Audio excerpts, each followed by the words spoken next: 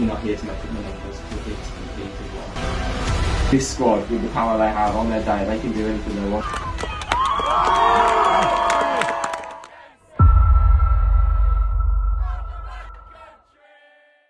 Hello, and it's Monday morning, and I've got my Monday morning voice, which basically means I've been shouting all through the football match on the Sunday the day before. My voice is all croaky. I'm off to Dudley College now. Hopefully I can get into the car parking spot to see Mike. He's going to give a lecture today. I don't know what about. I don't know. I guess we'll find out soon. And I can't wait to see what he gets up to this week. Obviously it's game day yesterday, so at some point today I'm sure he'll be looking at some sort of analysis on what happened yesterday. Obviously there'll be a lot of positives. We've had a fantastic win, and it was great to see. And I'm just pulling up on Dudley now. I used to go to college here. This was like millions of years ago. Well, that was easy enough. Got a little pass. Yeah, so it's going to be an interesting day. I think obviously this morning or this afternoon will be more to do with what he's doing at Dudley College, lecture wise, and then this afternoon probably have a word to him about what went well, what didn't go so well yesterday. Surely they've got to be happy at some point to get the win, and it was a fantastic win. But Andy and Mike, being Andy and Mike, will have high standards, won't they? So it'll be very interesting. Mike, thanks for allowing me to join you this week. Really appreciate it. Before you tell us about your plans for the week, just touch on the game yesterday. Massive win. What are your thoughts? Yeah, brilliant behind the ball. I think later in the game we did well to get our nose in front. I think that's a really strong, probably the strongest Solihull Moors I've seen for a while, and we're still struggling with illness and injuries, and we had an illness run through the camp, and that's no discredit to the kind of the girls who played here. We were absolutely brilliant, and to come away probably have not played, not being on top for good portions of the game, and having to sit behind the ball a little bit in the last 20 and take a peppering, and then a 15-minute injury time period, which was it was really entertaining for the neutral, terrible for us, but it's a massive 3 points in the picture of the league, and it's always nice to start the week with a win. makes the rest of the week a lot easier. So no, we're really happy, and in the grand scheme of the league it's a big result, so we can't ask for anything more at the moment. Yeah, it's nice to be in a different way, isn't it, as well, and it's great to see. Do you think you've got much to analyse throughout the week on that performance? Yeah, there's loads for us to do. There's the brilliance about those games is they give us the best footage and the best opportunities to look at ourselves. It was Lois's first league game, so we've got plenty to look at there in terms of fitting her in and what does it look like. I don't think we've necessarily got that spot on yet, but the moment where Lois and Deasy linked up and they found that bit of chemistry, we scored immediately. So you can see the danger and the prospective problems they could cause. We've just got to work out kind of what that looks like and maximise the best we can get from them. So we'll head up to Dudley College now. What's the plans for the week then? What can the viewers expect to see? Yeah, so our academy girls are in this morning. They normally train in the afternoon at 4 till 6, but we've got a event with Keris Harrop today as part of our partnership with Wolvo Uni. So the girls will be in shortly for that, which is great. I've then got a foundation degree lecture this afternoon. So I'll be leading on a physical activity module, then back down to the 3G from 4 till 6 with the men's academy, so getting them prepped for the week, and then after that I'll be home tonight for admin, kind of getting prepped for the week, start the analysis on Moors, start the prep on Solihull Sporting on Sunday, plan sessions for the week, and just kind of the busier my Mondays are, the easier the rest of my week becomes. So just a busy day of it today. Excellent. Okay, Mike, we'll leave you to it, and we'll get you back on camera soon. Cool. Thank you. Right, good morning everybody. Hope we are all well and rested after the weekend, or if you played yesterday, that you are not hurting too much today. We are incredibly fortunate to have Keris Harrop joining us today from Wolverhampton University, Tottenham Hotspur's women, after probably a long journey home last night, I would imagine, and a good game of football. So listen, it's going to be a great opportunity for you guys to hopefully learn some stuff about your next steps and Wolverhampton Uni in particular. So just be nice and friendly and enjoy. All right, cool. Yeah, cool. Thank you. Well, hi everyone. Nice to be in. Nice to be back amongst some familiar accents. Obviously, being down in London a lot of the time, I don't get to hear the nice yam yam accent, so it's good to be back. So the reason I'm here is to talk a little bit about studying sport at the University of Wolverhampton. So my main career is that I'm a footballer for Tottenham. Used to play for Birmingham, but before that for a long time, 20 years. So then I made the switch down to London. It's my third season now at Tottenham. You know, maybe you've got an idea of the career you want to go down. Okay, so just have a little chat now amongst yourselves, right? Then I'll get some feedback. See if I'm not doing so well.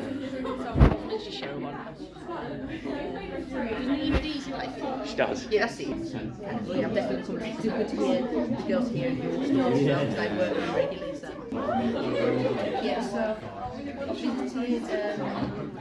visited girls at Mike is one of the best National League coaches without a shadow of a doubt. The work and commitment he puts into each player at Stourbridge is phenomenal, and you can really see in each training session that every player and coach have the utmost respect for Mike.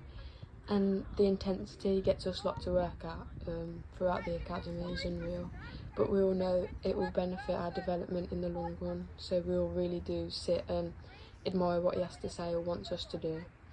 And just an example, like the training session, I think he got the first team to do before their game against Calsa early on in the season.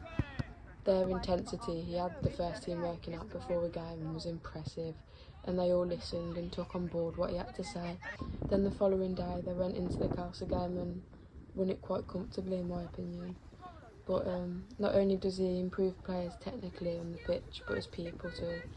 He's always up for a good chat and to look through footage of games and take his own time to develop your mentality and decisions in a game really. And I feel as though you can always have a great banter with Mike, so it allows you to have that connection. And throughout the Stourbridge setup really, whether that be a first team, reserve team or an academy team player, you'll always have a laugh and a joke alongside the football on and off the pitch. So that's my reasonings of why Mike Harris is one of the best National League coaches. I think when the college asked, when the club asked me to take over the football and education setups, I think people think it's quite a nice, relaxed job in comparison to maybe first team duties and all of that stuff. But actually, for me, it's probably a bigger pressure because they're trusting their kids' education to us as a group of people in a club and their football. So it's something we take really seriously. It's not just providing good football sessions, but actually what they do next. And they've had a load of on-pitch success this year, but I think the biggest thing for me is you're linking everything back to their careers, back to their education, and certainly on the girls' side there's now a massive array of opportunities, and just having somebody like Keris coming in to speak to these girls is so important, because not only is she at the top end of the game, but she's seen the growth of the game and she understands the opportunities that these girls have. So it's really exciting, and we had the boys go down and do a careers event at Wolvo Uni, and we're trying to do as much as that as we can, because it all has to link in. So you know, it's a bit out of our day that, you know, necessarily isn't in the job description in a way, but the more of this we do, the kind of happier we are at setting them up for the future and making sure they have everything they need. And just seeing them here with Keris in full Stourbridge kits is an absolute delight. We've come so far in a year just with this group alone, so no, really pleased, and more of it to come hopefully.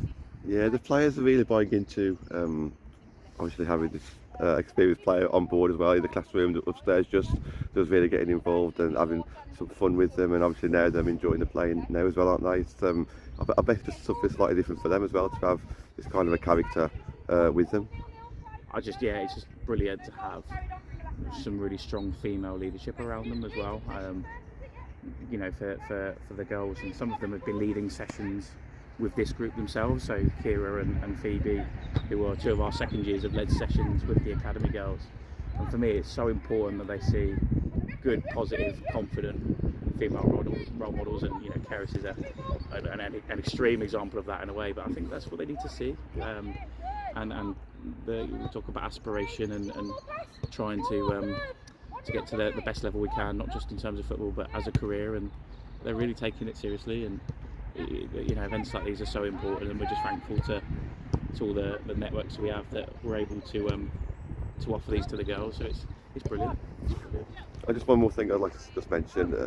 We was up in the classroom, and I call it a classroom. I don't know what you would call it, but it's a bit of a classroom. They were talking about not just being players, but like being physios and other roles within football. Did you find that interesting as well? Yeah, we speak a lot about dual careers, and it was brilliant that Keris knew about Neve Deasy and some because obviously Neve went to Wolvo Uni as well. But to be able to talk about how the players at Stourbridge are managing their own careers whilst being in the women's national league is really important. You know, it could be a massive feature of what happens and how we manage players over the course of this season and next season is how does football fit with their day-to-days, their social lives, their everything. And you know, the moment you think that a career is separate from football, you're missing a massive part of that player's life. So already now these are thinking about how does my football fit with what I want to do next. I want to socialise, so how does my job fit in with my football and my social life and my desire to earn a bit of money to do stuff on the weekends. And Keris is a brilliant example. Lauren Slammy is an unbelievable example of somebody who's got a brilliant career, a fantastic family life, and she's doing really well with football too. And just to be able to show the girls these role models week in, week out is really important, so they see the bigger picture. Mike, back at your house now after a great day at Dudley College. Would you say that this part now is like the relaxing part of your day? Is this a part where you enjoy it the most, or do you see it the opposite? Is this the most stressful side, or how do you find the analysis part? This is the in a way it's relaxing. In a way it's kind of the better and the more we do here, the easier my week becomes. This is kind of the quiet space, as it were, but no, it's a lot of the behind the scenes work. So tonight is admin for the week just gone, with a week ahead. Do all the fixtures and all the prep for the lads' games, and make sure all of the data's entered on the full time bits and bobs. Catching up of anything that happened from the weekend. There's normally a day or so's worth of emails and stuff to work on, and then we've got all of the contacting going on for the academy trials at the moment. So it's quite a busy period with making sure that everyone knows where they need to be and what they need to be doing, and kind of making sure that everything runs as smoothly as it is. Do a lot of the social media bits from here as well. So trying to make sure that all of the good things that we're doing at the moment are kind of highlighted and raised, and we're approachable. And then kind of the big part then is planning for the week ahead with the games schedule. So obviously the men's and the women's academies, and then the training sessions for the first team, the women's first team, and we've got the analysis from the weekend just gone. So we'll be running through Moors and then looking at Solihull Sporting, making sure that there are a few surprises as possible, but just kind of going for everything really. And it's the quiet period in a way, but it's the important bit. And as long as we get this bit right, the rest of the week comes hopefully as easy as possible for everybody. And there's lots of different pieces and lots of moving parts, so it's just a case of trying to make sure we do everything right and stay on top of everything and be a week ahead rather than on schedule, because otherwise there'll be too many fires to fight at different times of the week. So. Okay, so we're going to have a little look at yesterday's game then at some point. What tools have you got to actually help you here then? So what kind of things do you use for your analysis and the data that you've got? Yeah, so we've got a few different bits and bobs. I'm pretty old school, to be fair. I still do a lot of notational analysis. I try and come up with some numbers as well to kind of support the thinking and show any pictures we need to show, because it's nice to have a little bit of both.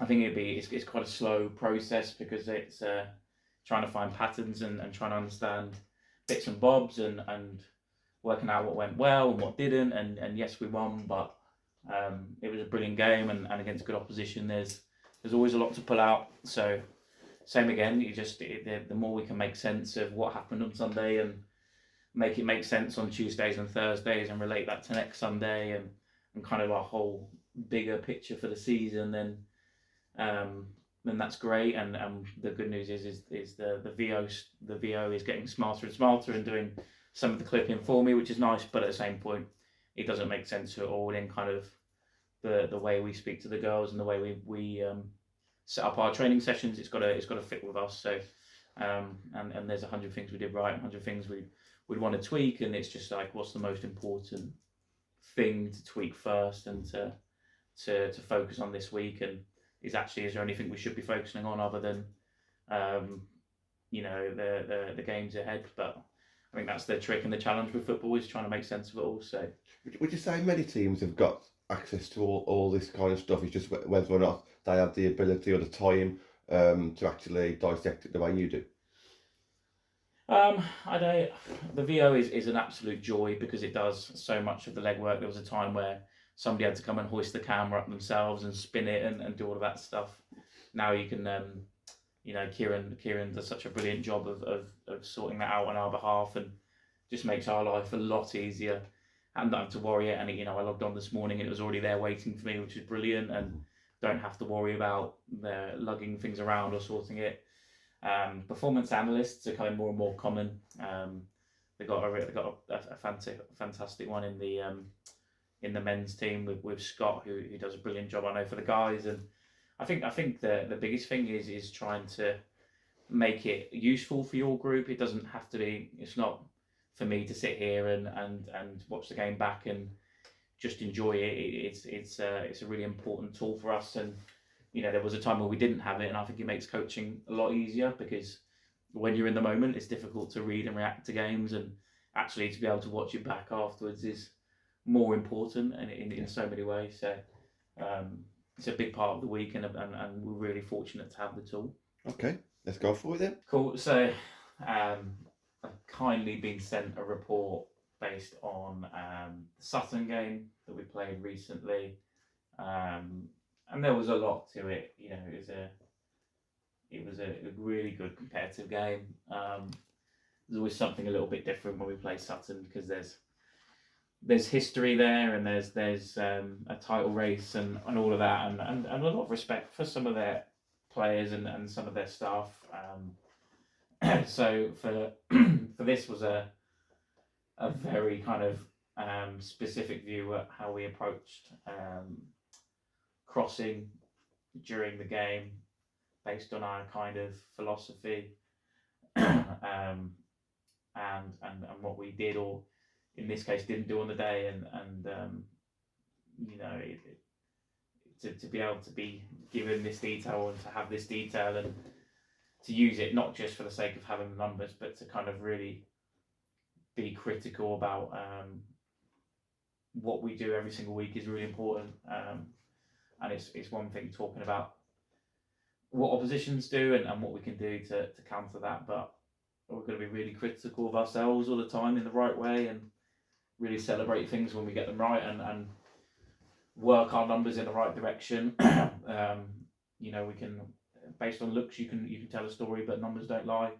But at the same point, just looking at the things that didn't go right, critiquing it, seeing what we could have done differently, what I could have done differently, picked apart, done the training session different. This is the biggest reflective tool we've got, in a way, is reflecting and looking back at what we did, not only on the day but at training, and making sure, did it go right, did it go wrong, did we just not approach things the right way. Is this information that the volunteers at Wolverhampton do for you? They collect it for you? Yeah, so this is part of our partnership, which is great. So we give young students the opportunity to kind of learn the game through doing analysis of our games and speaking to them, but not only just kind of having them send bits across, but working with them conversationally, talking to them about what they kind of see and think, and it's nice for us to have different sets of eyes look at it. It's very, very difficult to find that kind of that balance between talking to everybody about everything, but actually making sure that you do get different sets of eyes to look at what you do, and then not to be precious about it either. It's very easy to kind of stand there and go, well, they don't know this and they don't know this and blah blah, but actually they're telling you what they see. Yep. It's an unbiased opinion, or for whatever, for some reason they are saying what they're saying, and whether you stand there and agree with it or not, the long and short is that is what your critical friend has told you, and you know, for me that's always important, and I try as much as I can to ask for fans. You know, we speak to fans after games and ask them what they think, and don't stand there and kind of give them reasons why or tell them why I think differently, but actually that's what they saw, that's what they felt, and you know, people who watch the game, you know, 99 times out of 100 they've got a good feel for the game. So you've got to appreciate the feel they have for the game, and then try and make sense of it in your head as to why they saw it that way.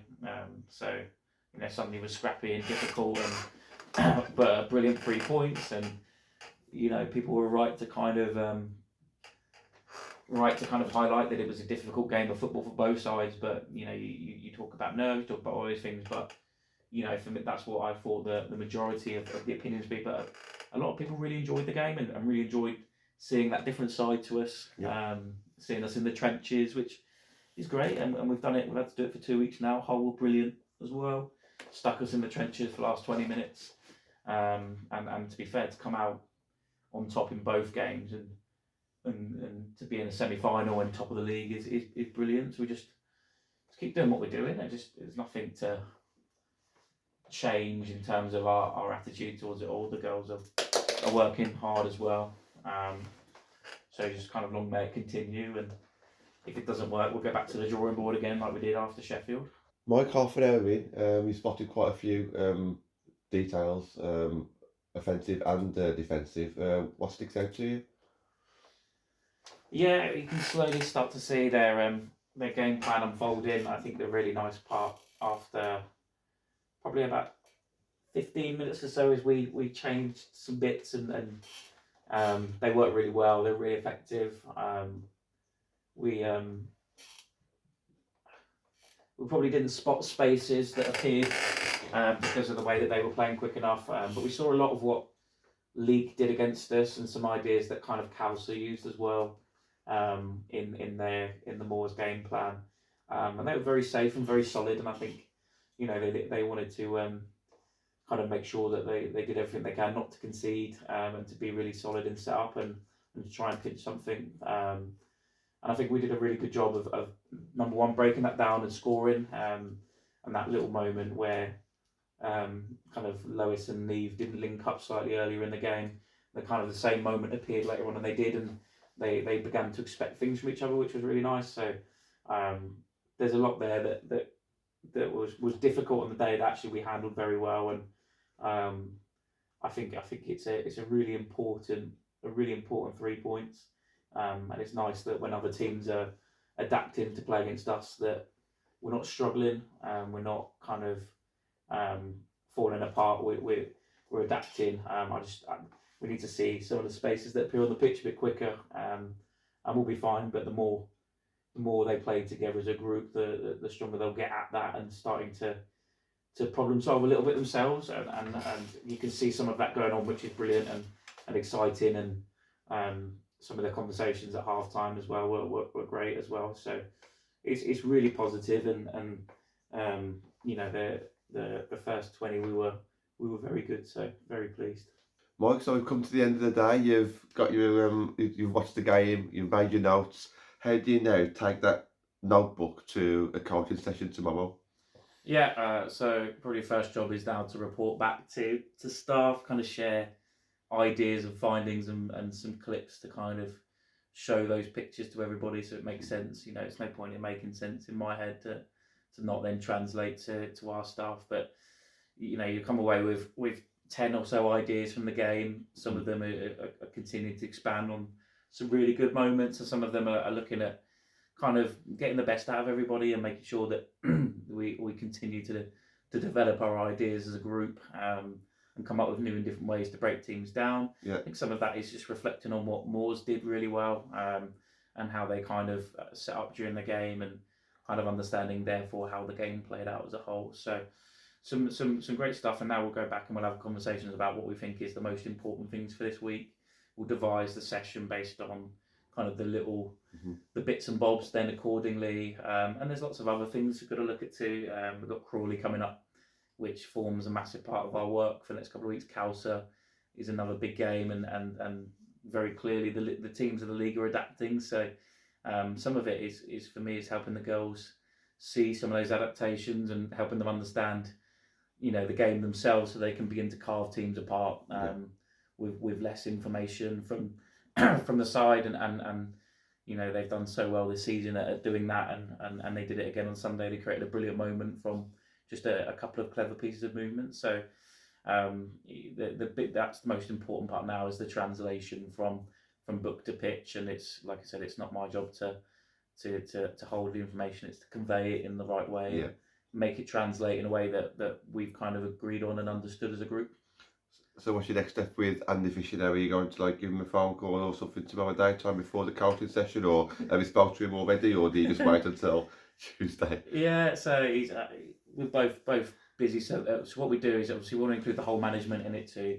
So now notes will go into group chat, pictures will go into group chat, videos will go in the group chat, and then that's available for people to access whenever they want. And I think that's the most important thing. Is it's 9:15 now. My day is somewhere near done, but his is probably a long way done after a good solid day of work at school. So it's just putting it all in there for people to access at their leisure, so that they can see it in their own time.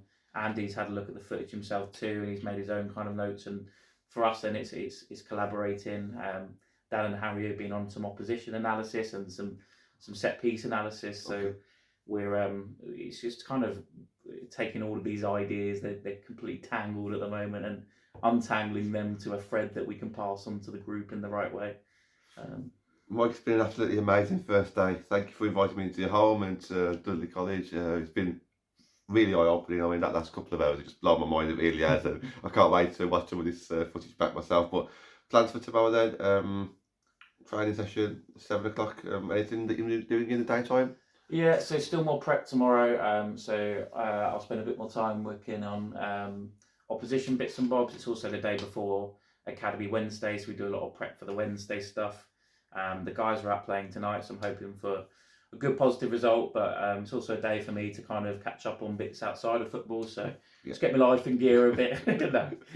Just hopefully get to the gym and do a few bits that I need to sort. So it feels like a very quiet day, but it never turns out. There's always something that goes on and a conversation that comes up, and we begin to look at strategic stuff with Cal, and Cal and I speak every day about bits and bobs. So brilliant. A nice, productive, proactive day, hopefully. Excellent. Mike, I'll leave you to rest and see you tomorrow. Cool, see you tomorrow. Thank you. Hello, Mike. Thanks for getting me back to training this week. It's the first time I'm going to be at a training session, so looking forward to seeing this with the first team and the reserve team today. Before we get into tonight, how was your day today? Yeah, so Tuesdays are kind of the quieter start, which is nice. So Sundays are always really heavy with everything that goes on with game days. Mondays is a massive admin, kind of setting myself up for the weekday. Probably should be a bit more productive on a Sunday night, but we like to celebrate wins and all of that stuff. So Tuesday mornings are kind of a bit more of a chilled time. And then Tuesday afternoons, it's just prepping for the day, really. So it's then kind of converting notes from Monday. We start kind of integrating that with opposition stuff. So looking at this weekend, and obviously we've got Calsa on the Tuesday as well. So it's not necessarily just a Solihull Sporting prep, it's a Calsa prep. And kind of the two sessions this week will be our prep for both those games as well. So massive task in front, which is really exciting, but you want to do well in all competitions. So we've done a lot of session planning. So in terms of converting that on a pitch, we have the first team, the reserves, and the 18s on a Tuesday. So it's about how do we make the best of the 3G pitch that we have, making sure that the reserves and the 18s have the space and the opportunity to do what they want, making sure the first team get what they need out of the session. So G and I have been on the phone today talking about how we integrate parts of our session, and actually we've come up with a solution that we're really happy with, which is great. So that's been really helpful. Now we've fed that back to staff, starting to talk about how that looks, not just as a session as a whole, but how we approach the session as staff, what we need to convey in the session, making sure the girls don't just get the kind of the technical, tactical stuff, but they get the physical returns, and what does the group need, or what does the section need as a whole. So there's a bit of whole section bonding in there tonight, which is always funny and always silly, but some nice physical returns there too. So it's just kind of taking this massive entity, taking all of these considerations and rolling it into one night. Thursday night we've got something a bit different because we've got the first team at the club, which is not where we normally are, but the opportunity to do something different and prep for the weeks ahead. So it's a good day Tuesday. I love Tuesdays. It's very kind of practical in the sense that everything is prepping for the evening, but it's exciting. It's always nice to get back out on pitch for the girls after Sunday and see them enjoying themselves and having 50 of them on the same pitch. You would expect it to be kind of almost like people drop into groups, but it's crazy how as a group they're very very integrated, very silly. We had a couple of players from varying teams making TikToks before the session and stuff like that. So it was, they're just a good group. They're really happy, and it'll be interesting to see what everybody makes of kind of the setup on the night. So it should be good. Should be a good night. So the coaches have all organised, the actual routine tonight's organised. The girls are happy. Are you expecting any of the players to try and how are they going to react from Sunday's game? That's basically what I'm going to say. So do any of them ever feel that they've had a bad game, and then do you guys need to act in a certain way to help that at all? Yeah, they're very good because they're very self-critical. But we have a lot of productive chats after the game on Sundays, and always made it easier by a win. Which, touch wood, we tend to have conversations on the back of wins at the moment. That's what makes football a little bit easier for us at the moment. It's always more difficult after a loss to kind of have those conversations, but it's nice because when you're winning, it gives you those opportunities to have more difficult conversations in a much more positive environment. So Tuesdays it kind of tends to be that people are fresh in their week and they come with a fresh mindset, and actually even if they've had a bad Sunday, they've reflected a little bit, they've had a couple of sleeps, and that can make the world of a difference. But at the same point, there is absolutely affirmations and stuff that come from training too. Cool. All right, then we'll see you on the pitch. Cool. I think you only have to look at our sort of results, our league table, and our success over the last few years to kind of really gauge the impact that Mike's had at the club since he's been here. I think that his impact really kind of reflects in everything that we do, whether that's on or off the pitch. I think it reflects in our work rate, our performances, even sort of the culture at the club, and our relationships with each other as players, our relationships with the staff.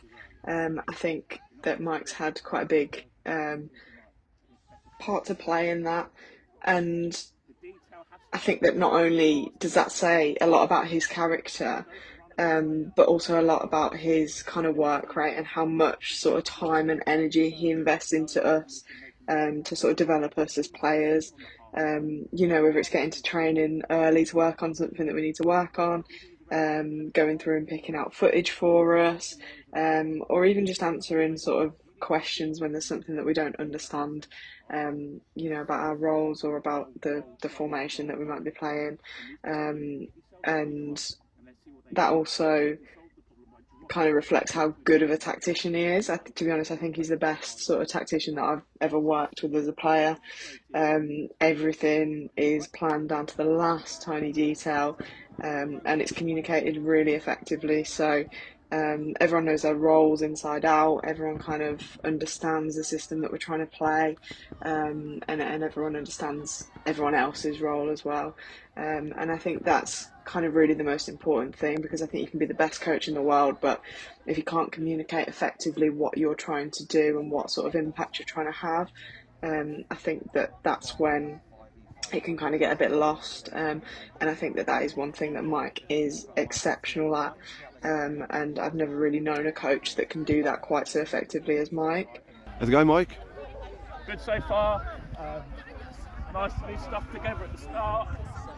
Doesn't have to be high intensity stuff all the time. High intensity football.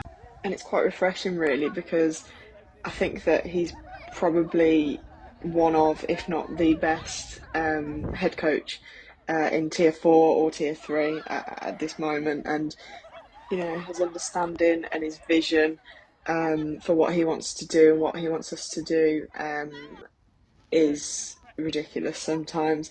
You know, sometimes I think he can see the future because he'll almost already have a plan in place for something that we don't even envisage is going to happen, or you know, it'll even answer our questions before we even ask them. So yeah, I reckon he can see the future sometimes, but then again, it's all down to sort of how much time he invests in us and sort of how involved he is as a coach in kind of the planning and the preparation, and I've got no doubt that he'll be a massive part of our success for years to come.